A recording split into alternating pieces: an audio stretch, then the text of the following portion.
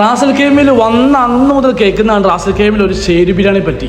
ഇത്ര കാലമായിട്ട് അവിടെ പോകാൻ പറ്റിയില്ല. ഇന്നാണ് അതിനുള്ള സാഹചര്യം എത്തുന്നത് കേട്ടോ. പക്ഷേ അവിടെ പോയപ്പോഴാണ് നമ്മൾ എന്തായത് മനസ്സിലായത്, നമുക്കിത് വല്ലാത്തൊരു മിസ്സിങ് ആയിരുന്നു. ഇത് മസ്റ്റ് ട്രൈ ആയിട്ടാണ് നമ്മൾ പോണത്. റാസൽ ഖൈമയിലെ പഴയ ഓൾഡ് റാസൽ ഖൈമ എന്ന് പറഞ്ഞ സ്ഥലത്തേക്കാണ്. നമ്മൾ ഓൾഡ് റാസൽ ഖൈമയിൽ നമ്മൾ ആ ഷോപ്പിലെത്താനായി.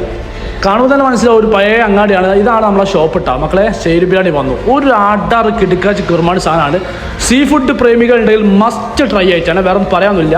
കാരണം 2 പീസ് ഷേരിയാണ്. അതായത് വലുതാണെങ്കിൽ സിംഗിൾ കിട്ടും, ചെറുതാണ് 2 കിട്ടും. സാധനം കണകൾ ഒരു കിടുക്കാച്ച് കിർമാണ് ഷേരി. അതിന് കൂടെ അടിപൊളി റൈസും.